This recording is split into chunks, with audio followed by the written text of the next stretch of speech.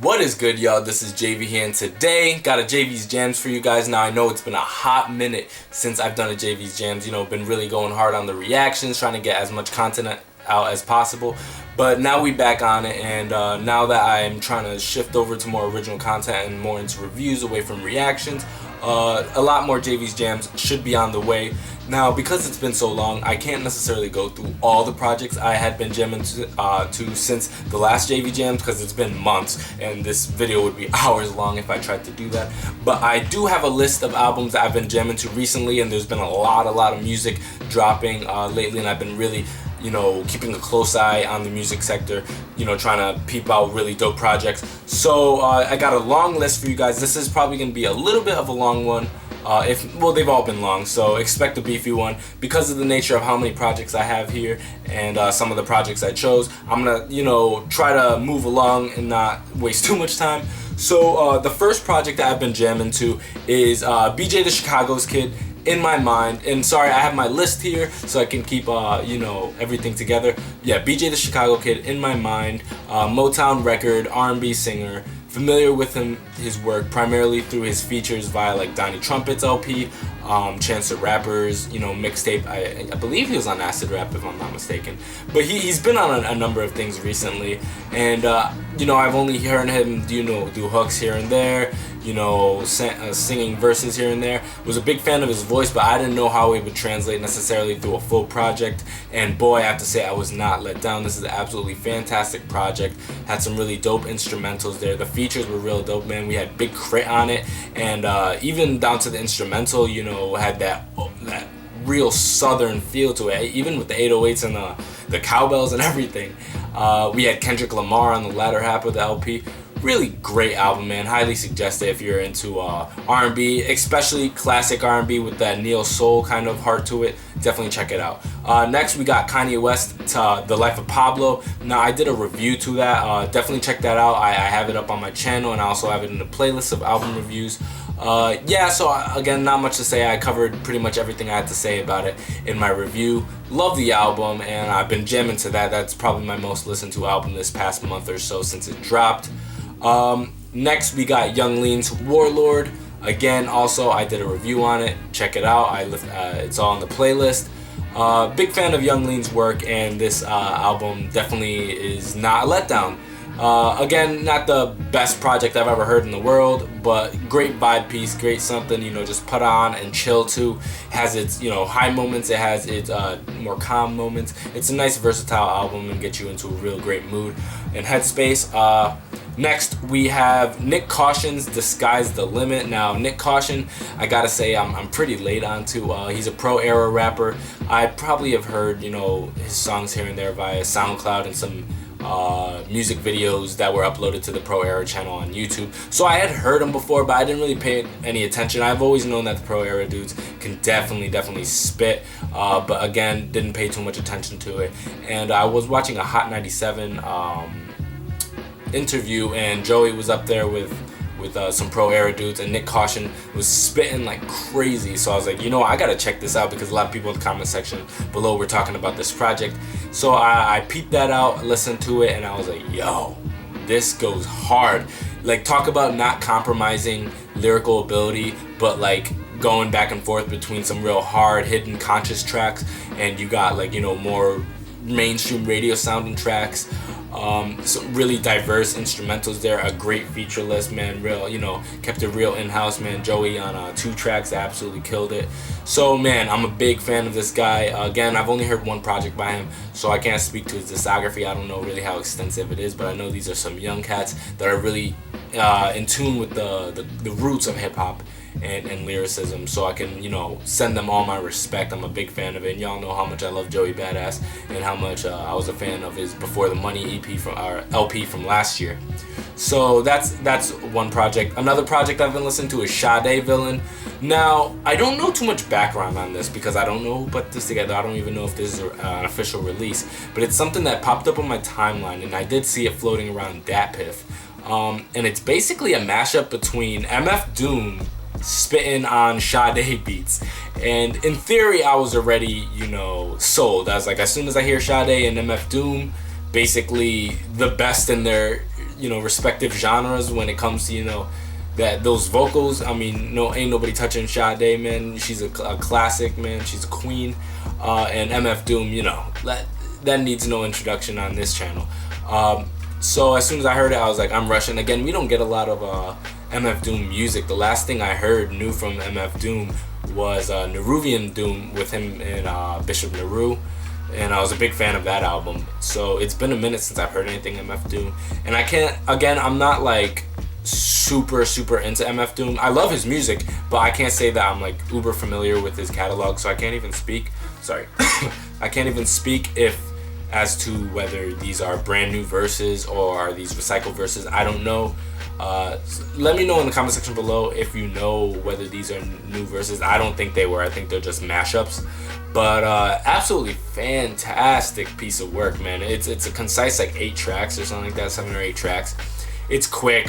Since I downloaded it, I listened to it like 3 times. It's such a dope piece of work, man. And it's obviously like super MF Doom heavy. It has the Sade vocals here and there on a chorus or like an intro to a track, and then her beats.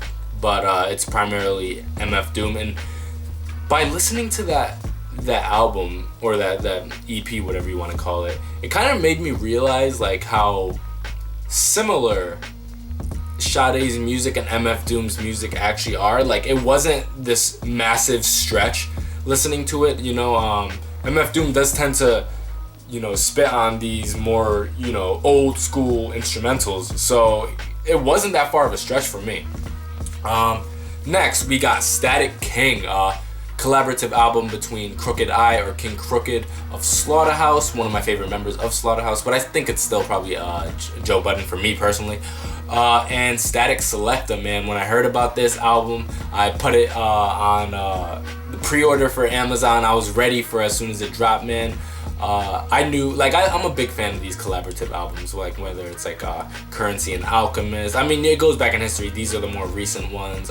Adrian Young and Ghostface Killah on 12 Reasons to Die Part 2.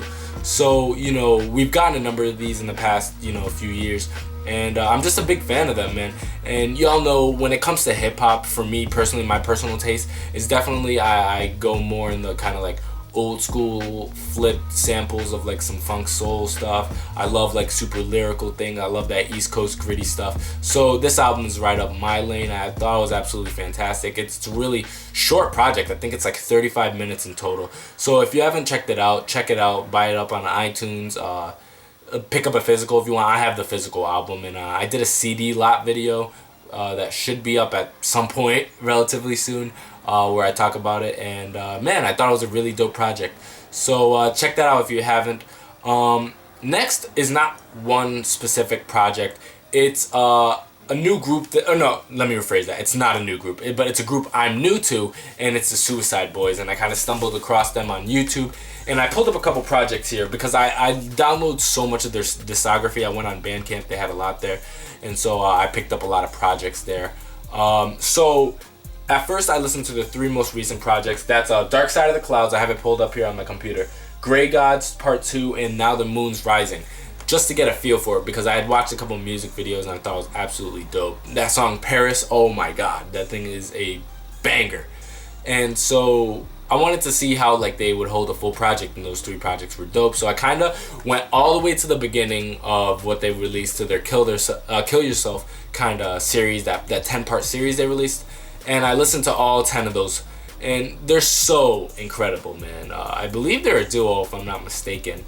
And man, everything down to the production, to the bars, the kind of like diversity between the two MCs themselves.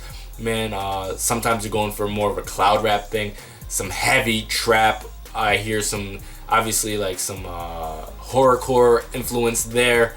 There's one that they actually sound like they were flipping some 3-6 Mafia beats and stuff like that. So I mean, they're a really talented group, man, and I want to hear more of them. I've probably worked through about 50% of their discography so far, and I do plan on picking up the rest of the projects, give those a listen to. But again, Suicide Boys, definitely check them out if you're into like, you know, modern trap rap and stuff like that. Trap, like, but like alternative. I'm not talking like radio trap, because they obviously cover a lot of darker themes, and then from like, you know, depression, suicide, drug abuse. They go into some deep stuff, but almost not in a serious way as you would think. Next we got Monyhorse, PETZ, and Junkman's Joe album. Y'all know that I've been reacting to a whole bunch of Japanese music videos on this channel a lot recently, and I've been trying to get more into Japanese rap. There's some really dope things. Obviously, my entry point into Japanese rap was Ko, and then like Dutch Montana, and then that Ellie Hustle Hard, whatever they're called, that crew over there. And so then I discovered Yentown, and a lot of people were suggesting Yentown to me. And so I heard a couple of singles with these three dudes, and they were all so fantastic from an instrumental standpoint, the visuals. And what drew me to them the most is that all three MCs were so different, and then their approach to the same beat were like worlds apart. So I wanted to pick up this project. I finally found it on iTunes. It didn't take me that long, but I didn't really know what to type in, because I didn't even know the name of the project. I just knew they had a project together, and I bought it. It was cheap. It was like $7 or something like that. It's a little longer than an EP, but it's not like a full-length album. And just a really dope project, man. You got KZM on there, and a couple other MCs that I'm big fans of. Again, I'm not like super knowledgeable about the Japanese rap scene, but from what I've heard, I've been really impressed. So check out that album. Again, it's Monyhorse, PETZ, and Junkman. Next we got Torae's Entitled. Y'all know, big fan of old school rap, so when I heard Torae was dropping another album, I was down on it. Y'all know I love me some, you know, East Coast hard-hitting street stuff, and that's what all this was about, man. It was conscious, it was lyrical, the beat selection was on point, it was soulful, it was hard-hitting, the drums were impactful, man. Like, literally, after listening to this album, I went straight onto Twitter and I tweeted him. I was like, yo, you did a fantastic job on this album. Yeah, man, big fan of it. Picked up a physical myself. Yeah, I went straight for the physical. I didn't even waste my time with a digital copy, because I know when it comes to Torae, man, that guy does not play around. So basically, those are all the albums that I've been listening to heavy, and now I have my notable mention list. I'm just gonna go through these. First, Mamamoo's Melting, you know, vocal-based K-pop group. Y'all know I'm not a super I don't listen to too much K-pop anymore, but when I do, you know, I really love it. And Mamamoo, been a big fan. Hwasa, you know, that's a bias right there. So their new album, check it out. They got their I Miss You single on it, and that 1 centimeter single on it. So they have a couple songs on it. Really dope project though. Jazz Cartier's Hotel Paranoia. I actually listened to this back to back with his debut mixtape. I'm a little late to it, but lately I've been getting into the Canadian rap scenes. There's some really dope guys over there. So yeah, man, check out Hotel Paranoia. I actually have it shared to stream on my SoundCloud, which I'm gonna link below, and hopefully I remember to do that. So if you really want to check it out, if you don't want to buy it, you could stream it down below at my SoundCloud. I have it there. Just you have to scroll a little bit. After the Burials, Dig Deep, picked up the physical, did a video on it on this last CD lot. You know, metalcore, big fan of metal here and there. You know, certain kinds like Thy Artist Murder, After the Burial, Meshuggah, even though that's more in the gent kind of scene. Again, I'm not like the most knowledgeable person about metal, but I thought this was a really dope project. Taemin's Press It, you know, Korean pop singer, member of the SM Entertainment boy group SHINee. Second solo release, but his first full-length album. Before it was Ace, that's a mini album that I was a big fan of. And so this time around we got, you know, singles like Drip Drop, and he did an absolutely fantastic job, not only on this project, but the visuals are super engaging and entertaining. So really enjoyed this project. Check it out if you're into K-pop music, or, you know, Korean music period. There's some really dope deep house instrumental inspirations. You know, SM's been on that deep house EDM wave lately, all the way with like FX has done it, EXO has done it, so a lot of, and SHINee obviously. Next we got French Montana's Wave Gods. This is a collaborative mixtape, kinda, sorta, with the Incarcerated Max B, French Montana, and this kinda got released through DJ Khaled. Really dope, you know, mixtape. Wasn't sure necessarily what to expect. I'm not the hugest fan of French Montana. I don't dislike him. I think he makes some really dope records, but there's like, I've never really heard a verse that I've been all too engaged with. And what made me want to check out this mixtape, other than the Max B thing and the whole kind of like, you know, Kanye West and the Waves thing, and then Max B popular and the Wave Gods, and then DJ Khaled announcing. There was a lot of hype behind this and a lot of reasons to want to check it out. And I heard Sanctuary Part 2 on YouTube, and I heard Sanctuary a while ago. Obviously, that's French Montana rapping on the Utada Hikaru Sanctuary, or Passion, the Japanese version. Instrumental, kind of flipped into trap style. And I was really feeling Part 2, man. More so than the first part for some reason, even though it's essentially the same song with just different verses. But I enjoyed Part 2 for some reason. Maybe it was the visual accompanied with it. But I was like, you know what, let me check out this project. And I actually thought it was a really, really dope project, man. He had some dope singles on it. And man, yeah, really solid mixtape. One of the better mixtapes to come out this year. And lastly, we have Currency and Alchemist with Carrollton, I don't know how to pronounce it, Heist. You know, love Currency, man. Kept up with his project lately. He's been dropping a lot of work, man. This is like the third project he's dropped in under half a year. So and I saw Currency, but what made me like immediately rush to listen to this was obviously Alchemist, you know, the legend producer himself. And so I checked this out, and it was actually a really, really solid project, man. It's pretty short, dope instrumental. Currency, you know, doing what he does best, the master of the weed rap for sure. You know, I would put Currency ahead of Wiz Khalifa for sure. He's definitely paid his dues. Big fan of these projects. So I'm gonna run through the projects one more time, and I'm also gonna list them below, all the projects. Again, we got BJ the Chicago Kid, In My Mind, Kanye West, The Life of Pablo, Young Lean's Warlord, Nyck Caution's The Sky's the Limit, Sadevillian, Statik Kxng, Suicide Boys, Monyhorse, PETZ, Junkman, Joe, Torae's Entitled, Mamamoo's Melting, Jazz Cartier's Hotel Paranoia, After the Burials, Dig Deep, Taemin's Press It, French Montana's Wave Gods, and then the Currency Alchemist collaborative Carrollton Heist. If you have any questions about any of these projects, leave them down below, and I hope you guys enjoyed this. Again, I'm going to try to have more of these Jayvee's jams for you guys, recommend more music that I think you guys should check out. Till next time, this is Jayvee. I love you guys. Bye.